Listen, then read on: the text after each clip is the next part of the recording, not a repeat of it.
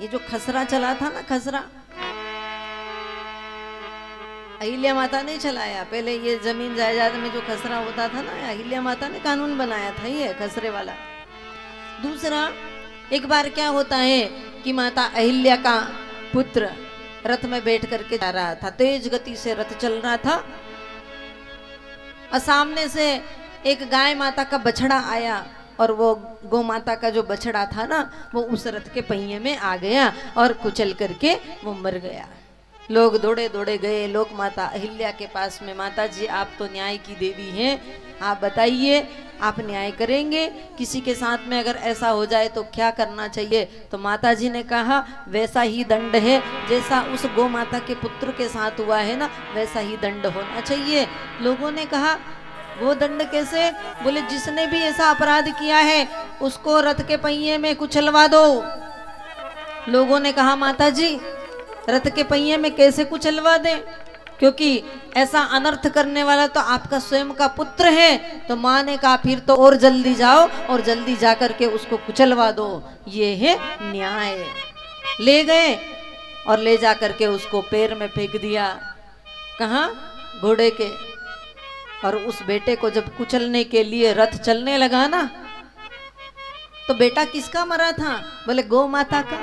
गौ माता सामने आ गई और गौ माता की आंख में आंसू आ गए, उस रथ को वहीं रोक दिया। अहिल्या माता के पुत्र के ऊपर पहिया चलने नहीं दिया। भारत की बात करें, एक एक चीज में हमको शिक्षा मिलती है। इस कहानी में कितनी कहानियां निकल जाएगी। गौ माता का पुत्र मरा है, गौ माता स्वयं खड़ी हो गई, आंख में आंसू आ गए, और रथ वाले से मानो ये कहने वाली थी कि देखो मैं जानती हूँ पुत्र का मरना क्या होता है, मेरा पुत्र मरा पर किसी और माँ का पुत्र ना मरे, अब ऐसा न्याय नहीं होना चाहिए। ये है गौ माता और ये है लोक माता अहिल्या। ये ऐसी भूमि है भारत की जहाँ संस्कार और सभ्यताएं रग रग में भरे हुए हैं, और हम भारतीय परंपरा में जीने वाले लोग हैं।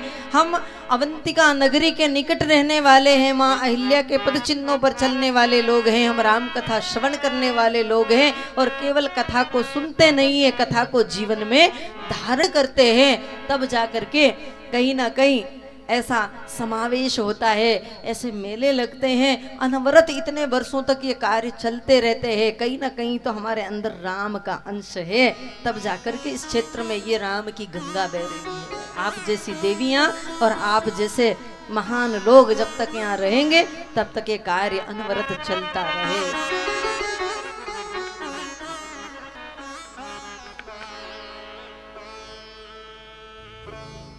राम कथा का शुभारंभ होता है। गणेश जी महाराज को प्रणाम किया, माता सरस्वती को प्रणाम किया, और अब ये सृष्टि सृजन का समय चल रहा है, नवरात्रि का पावन अवसर।